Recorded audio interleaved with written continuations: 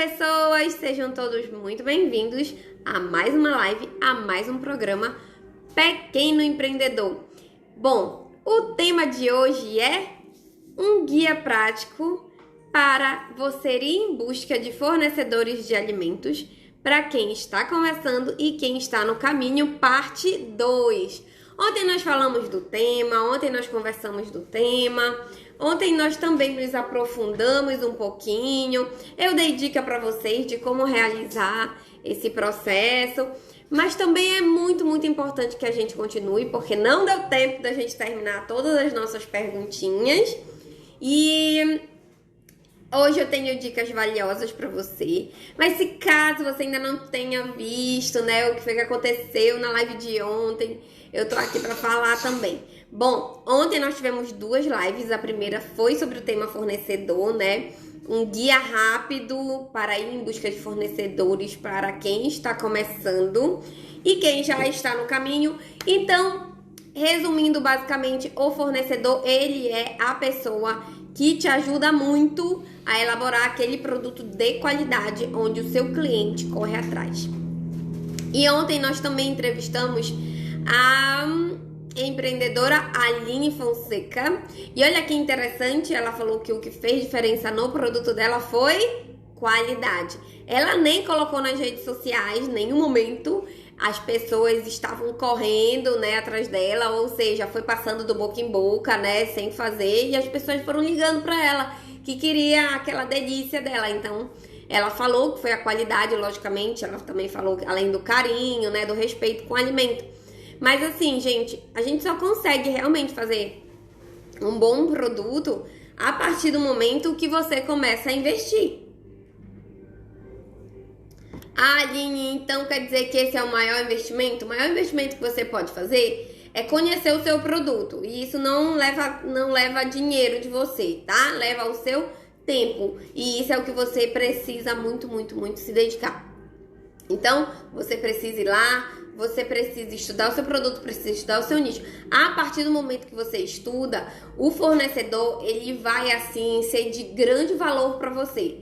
Primeiro, porque quando ele for falar as coisas pra você, você não vai ficar super perdido, né? Porque tem fornecedor que quando você pede ajuda, ele não só vende o produto. Aliás, muitos são assim da área de alimentos.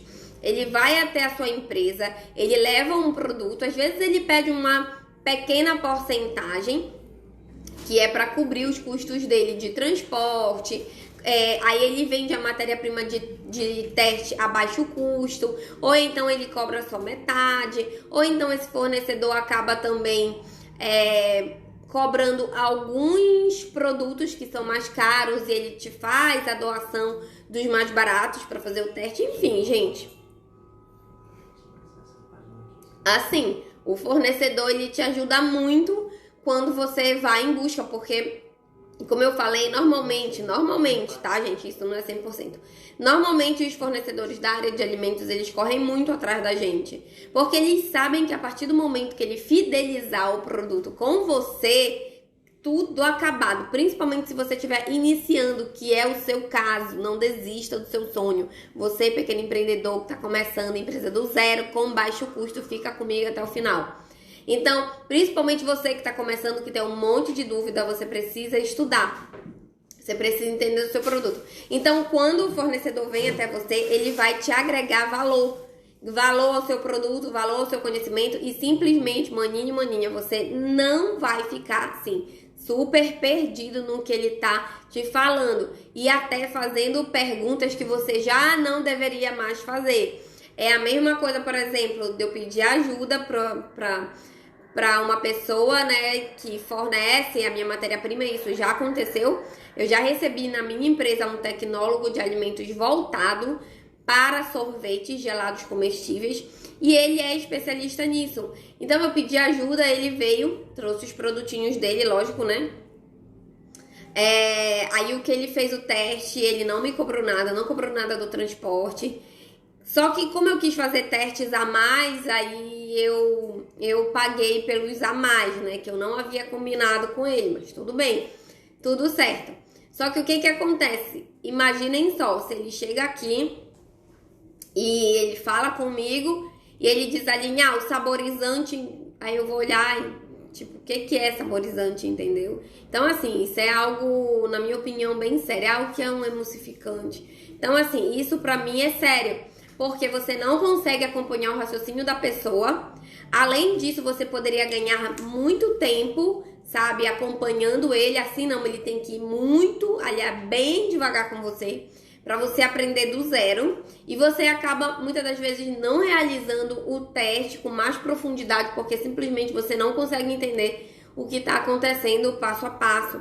Ou então ficar muita informação para sua cabeça, quando na verdade, antes de fazer o teste, é a dica valiosa que eu te dou, tá? Você precisa estudar, certo?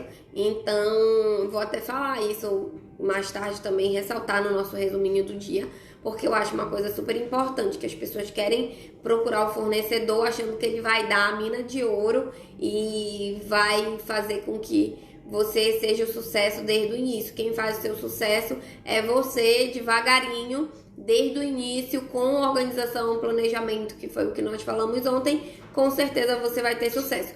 Mas o mais importante de tudo isso, pessoas lindas e maravilhosas, é você estudar de verdade, confiar em você e no seu potencial, que vai dar certo.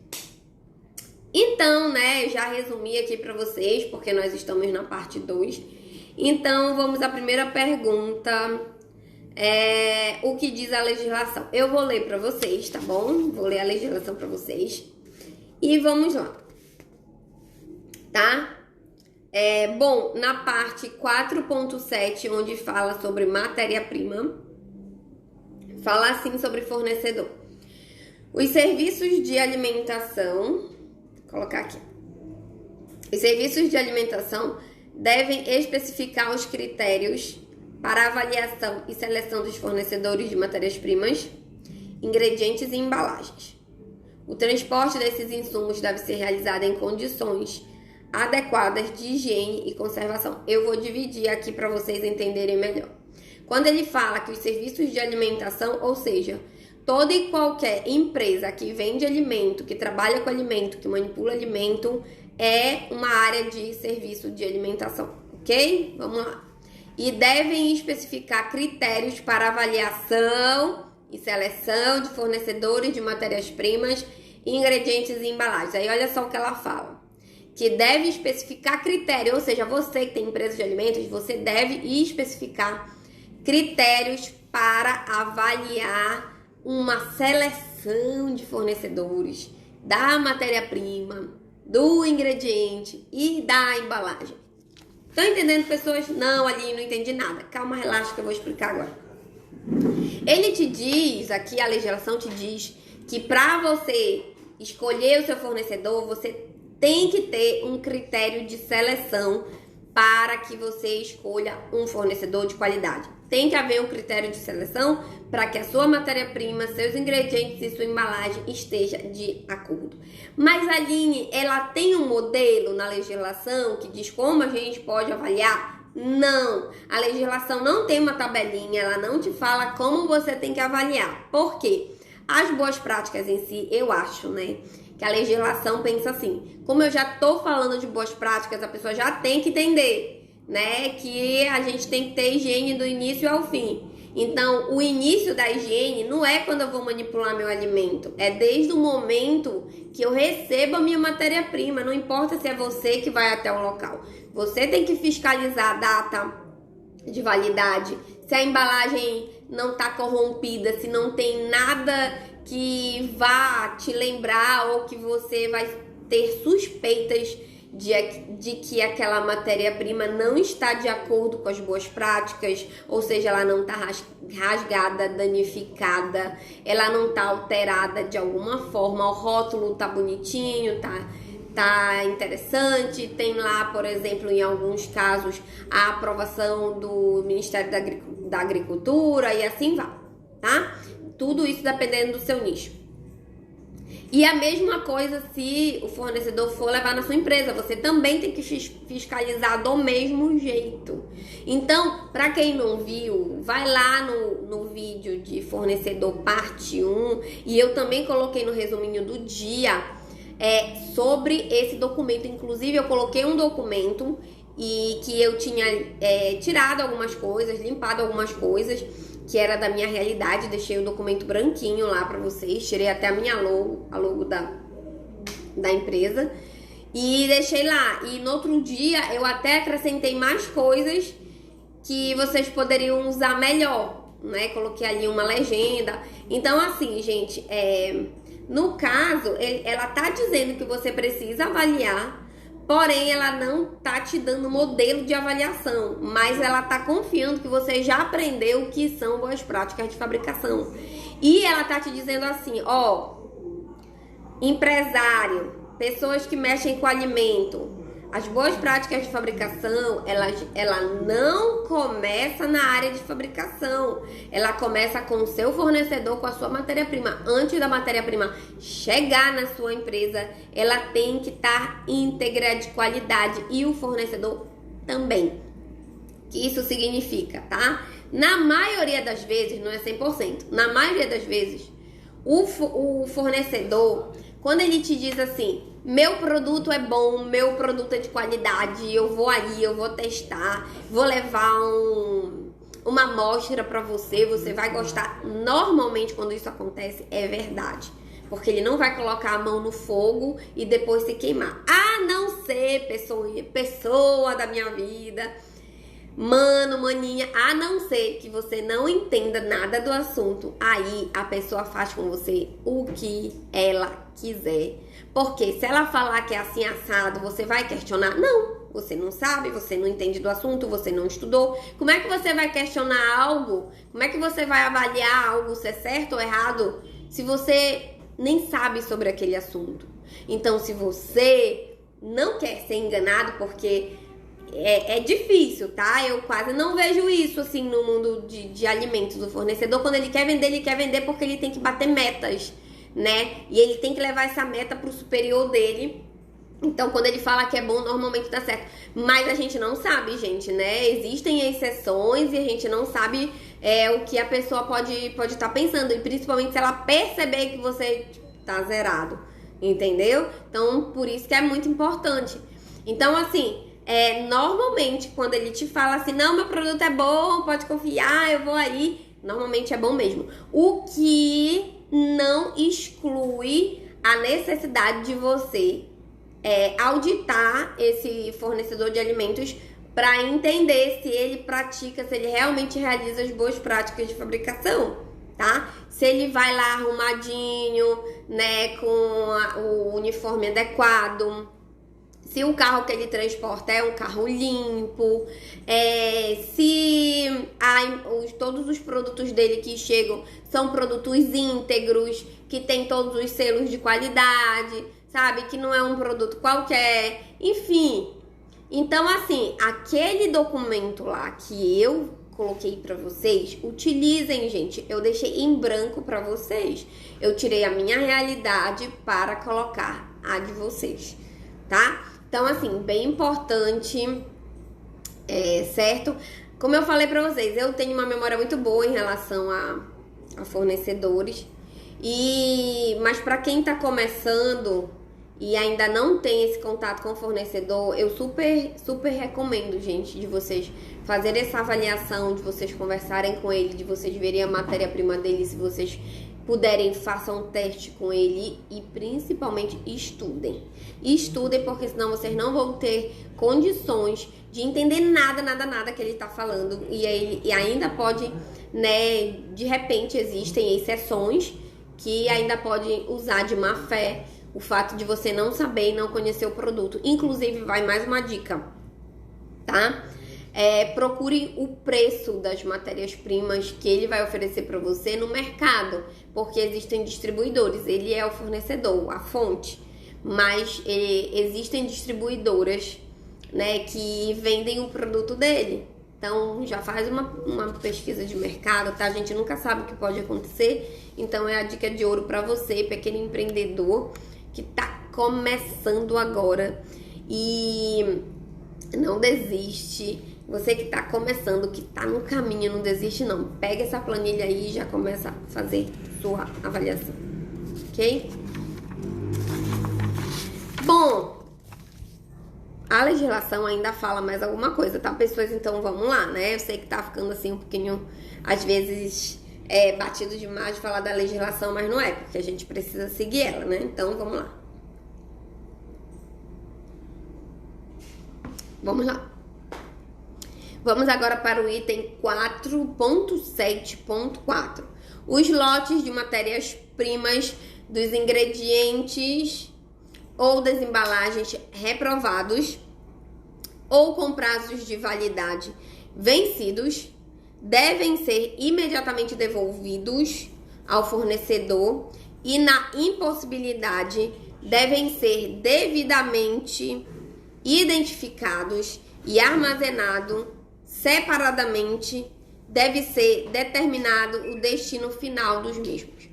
Então, ou seja, a legislação, ela te diz o que você tem que fazer em caso de receber um alimento, uma matéria-prima que não esteja adequada para o consumo. Como é que você vai observar que ele não está adequado? Então, você precisa estudar seu produto, tá? No caso dos peixes, por exemplo, as escamas estão saindo com facilidade, os olhos eles estão opacos, eles não estão brilhosos, enfim, tá?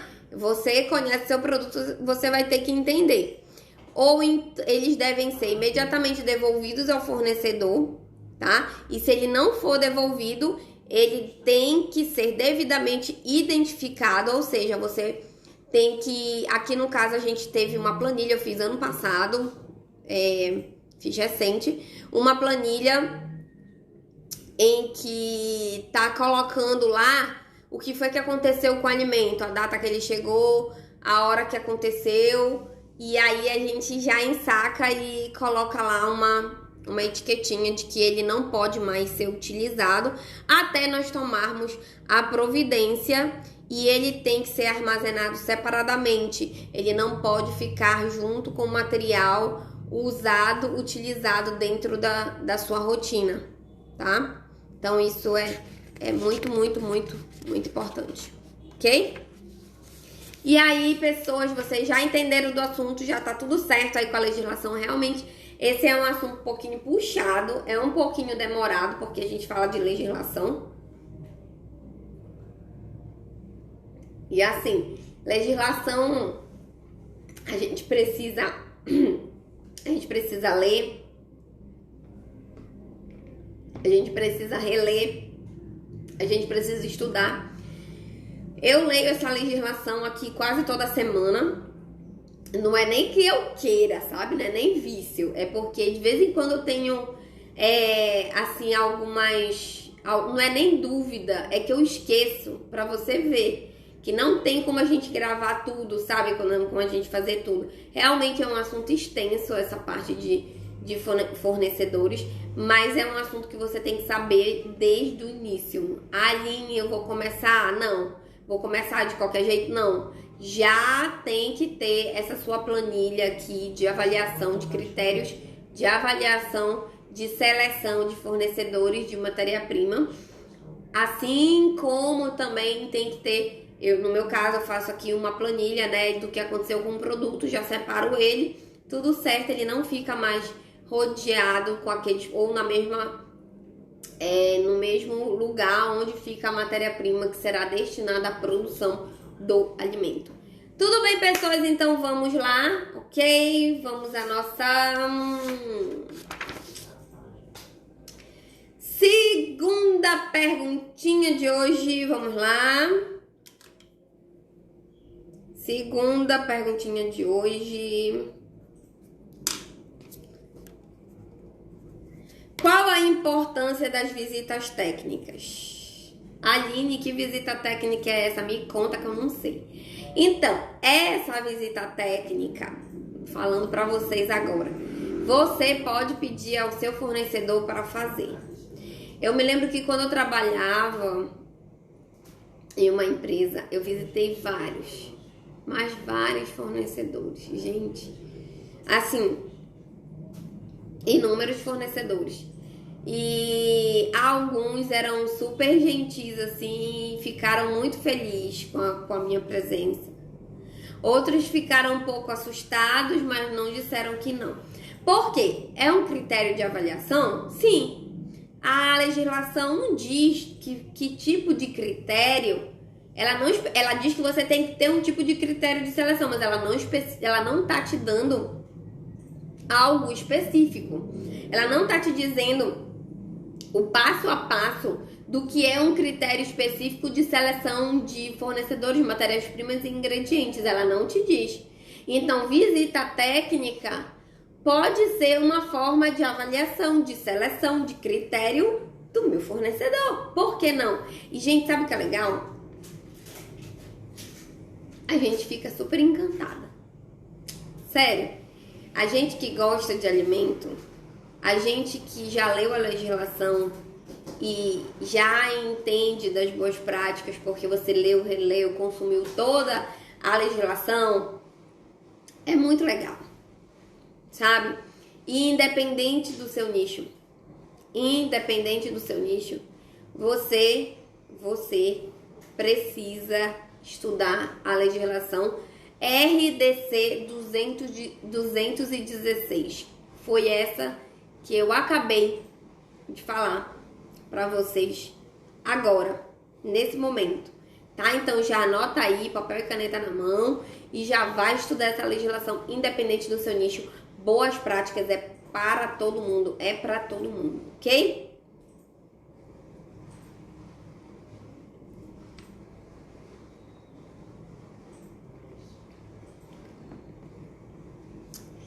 Então, a importância da visita técnica, no caso, é justamente essa, gente. É você conseguir colocar o seu conhecimento de boas práticas, na verdade, praticando, né? Então, lá você vai perceber se ele tem higiene no alimento. Você vai ver as pessoas trabalhando e vai identificar se essas pessoas apresentam higiene. Você vai olhar e vai ver se eles apresentam alguma forma de controle de contaminação. Você vai ver se as pessoas utilizam uniformes. Você vai ver se é como aquela matéria-prima é embalada. Você vai perceber quais são os critérios que eles utilizam para realizar a validade daquele produto. Você vai perceber, por exemplo, também como aquele produto ele pode sofrer riscos de contaminação e o que eles fazem de prevenção, né? Então, assim, é uma experiência muito boa. Eu digo pra vocês, vão lá, façam, porque vocês não vão se arrepender. E o mais legal disso é que a experiência fica marcada na cabeça da gente. E eu tenho várias lembranças legais. É realmente uma visita técnica, sabe? E ao mesmo tempo você fica muito encantado de estar conhecendo algo novo, de estar ali e realmente você vê que também é um produto de qualidade. E se não for, você vai trocar, mas é uma realidade. Se não for aquilo que você imagina, é uma realidade. E não vai deixar de ser uma experiência, não vai deixar de ser um estudo, não vai deixar de ser uma avaliação, uma seleção, como a própria legislação fala. E o mais importante disso é que você continua aprendendo. Ah, Aline, mas era errado. Não importa, você continua aprendendo, tá? Isso é, assim, o mais importante. Tudo bem, gente? Alguma dúvida que eu possa ajudar vocês?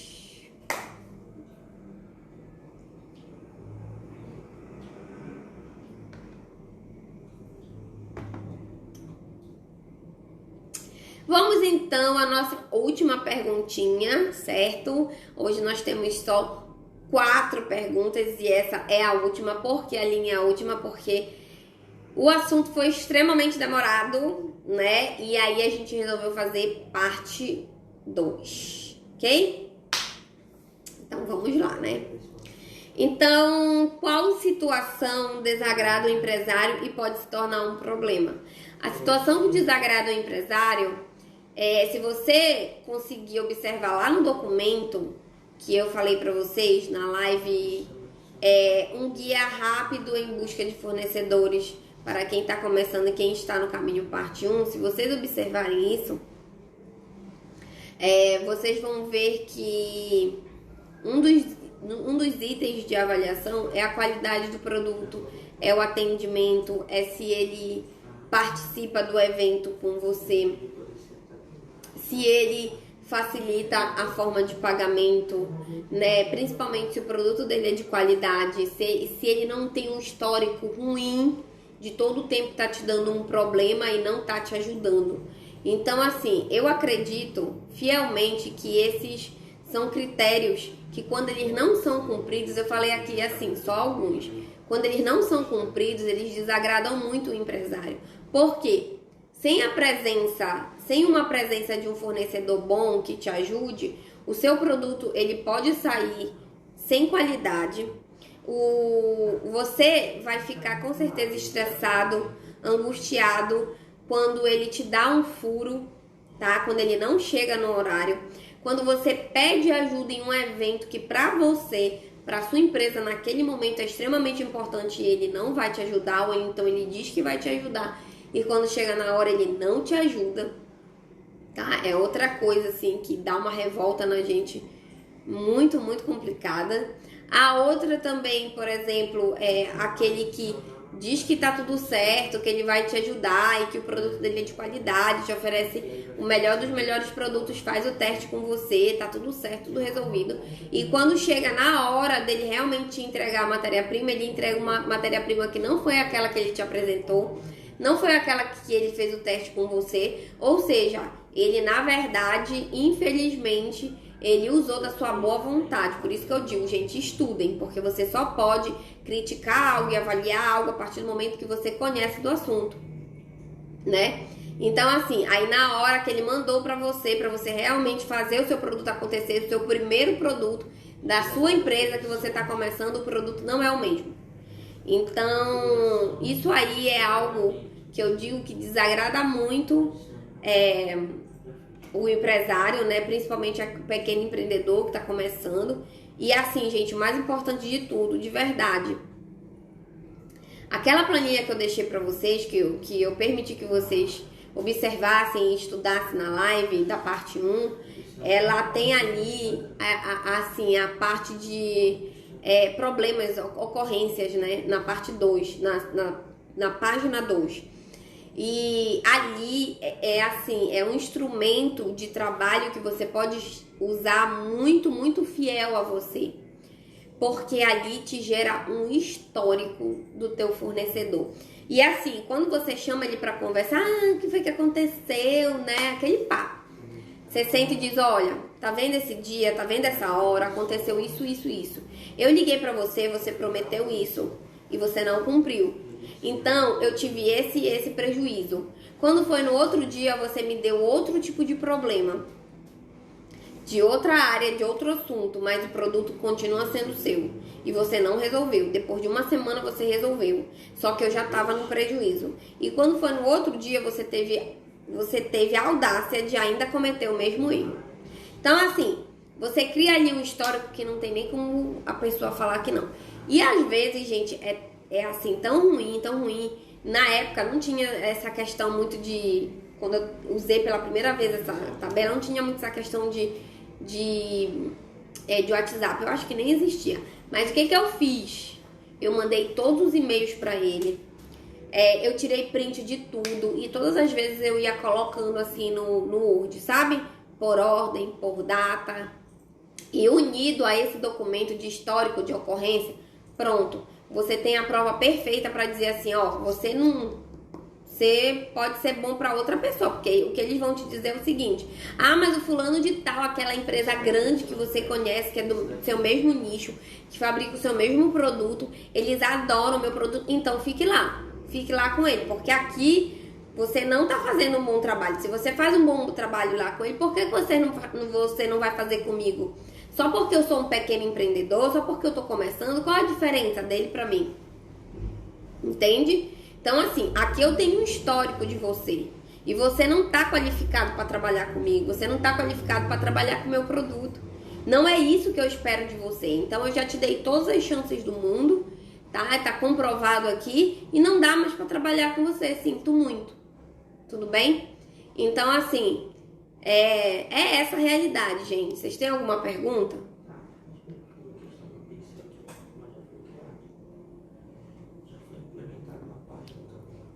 Não? Então, assim, se ninguém tem mais nenhuma pergunta, gente, muito obrigada pelo carinho, pela atenção de vocês. Ontem foi uma live super legal, gostei muito. E assim, curtam, compartilhem, comentem, tirem suas dúvidas, marque aquele amiguinho que está super precisando desses conselhos, dessas dicas de ouro. E esse foi o programa Pequeno Empreendedor. Meu nome é Aline e aqui nós discutimos e abordamos temas de como você pode começar a sua empresa do zero com baixo custo. E o tema de hoje foi um guia prático em busca de fornecedores para quem está começando sua empresa e para quem já está no caminho. Muito obrigada a todos, mas não esqueçam, calma, falta um recadinho. Dia 28 de janeiro de 2021, às 20 horas, vai começar o workshop do Pequeno Empreendedor. E você é o meu convidado especial. Nós vamos abrir as inscrições e com certeza vai ser um sucesso, você vai adorar. Então, beijos e abraços e até a próxima.